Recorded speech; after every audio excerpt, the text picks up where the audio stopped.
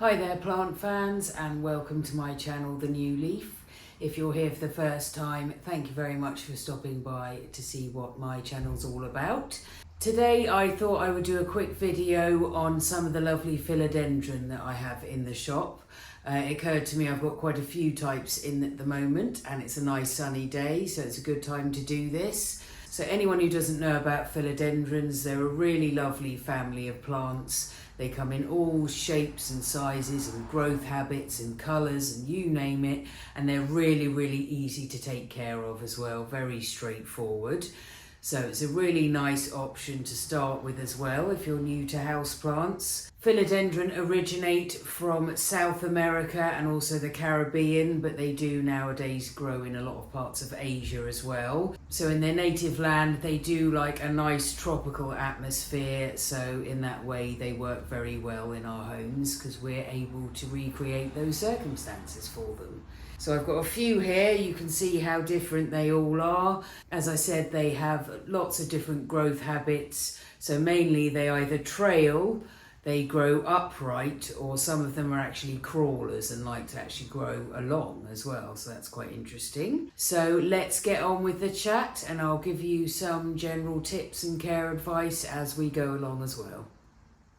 So first up we have Philodendron hederaceum Brasil. This one is known as. So this is a trailing philodendron, so you can leave this to trail and get nice and long, or alternatively some people trail it up a moss pole as well, because in that way you can get the leaves to really size up and get big because you are more copying the habits that they have in the wild.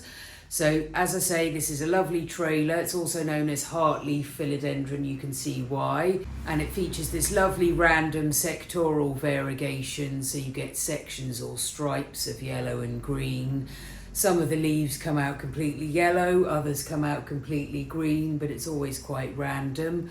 So it's a great beginner plant. I'm sure a lot of you will recognise this because it may have been one of the first ones you had in your collection.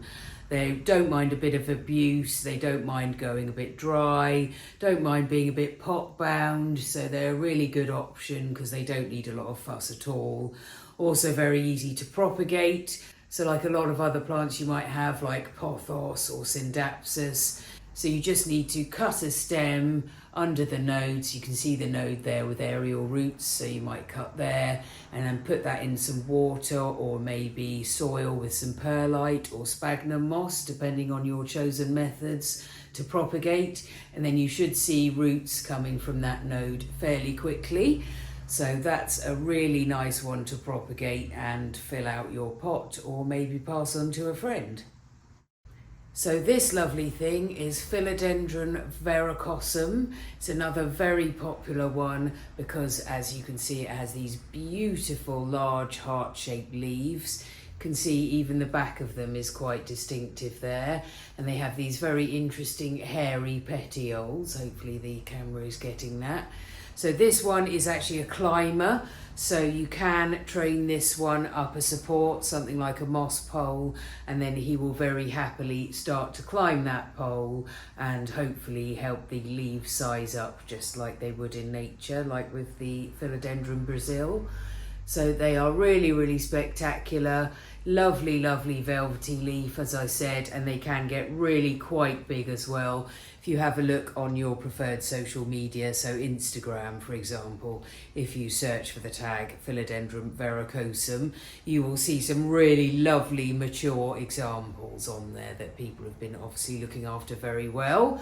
So that is a really lovely climber.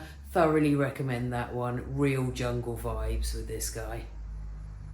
This is one of my personal favourite philodendron. This is called Philodendron hastatum silver sword, and this is another climber, as you can see. So I've got one of these, actually I've got several plants in one pot growing up a moss pole at home, which it really enjoys because it helps it get those aerial roots anchored into something. So this is another one native to South America, so it does like a bit of extra humidity if it's around.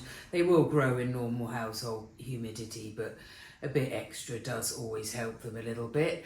So as you can see, it's got these beautiful sort of grey-green glaucous leaves.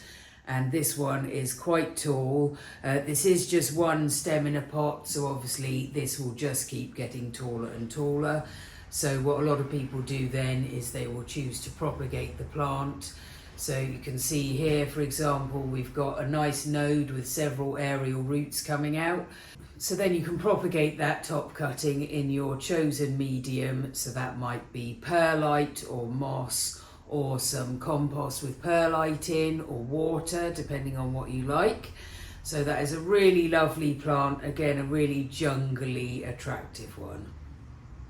This is another really attractive plant, absolutely love this one. So this particular one is Philodendron New Red, but you can get these, basically they're a group of hybrids.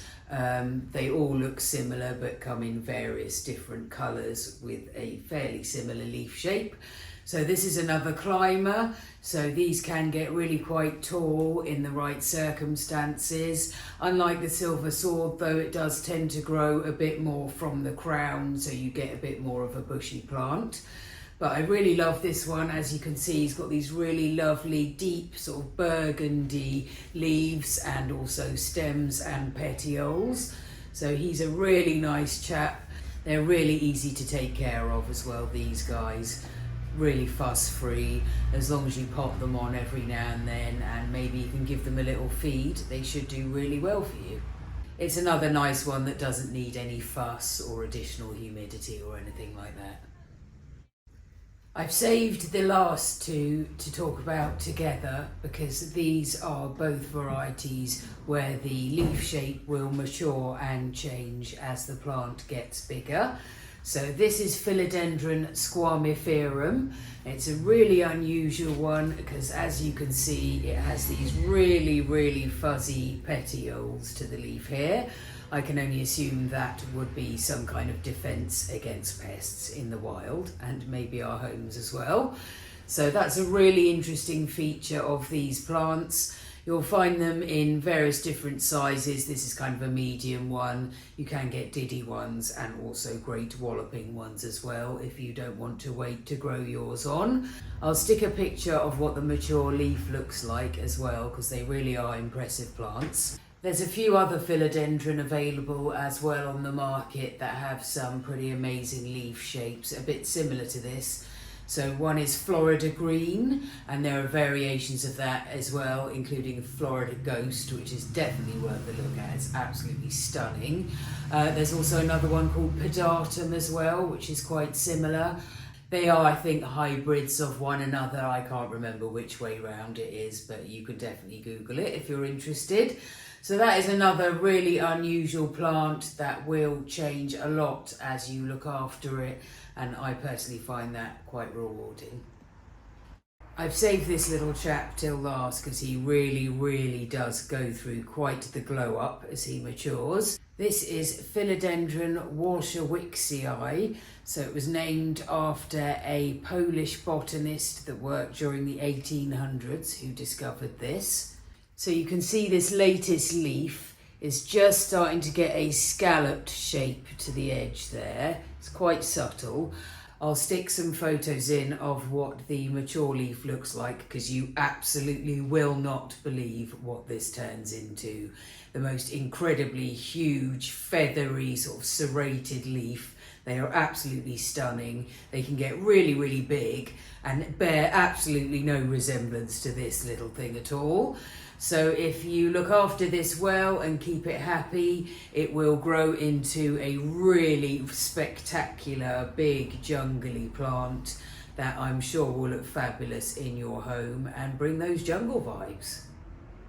Thank you very much for watching my video. I hope you found it useful. And if you don't own a philodendron, then I definitely recommend looking into some of the different types because you will definitely find one that you like the look of.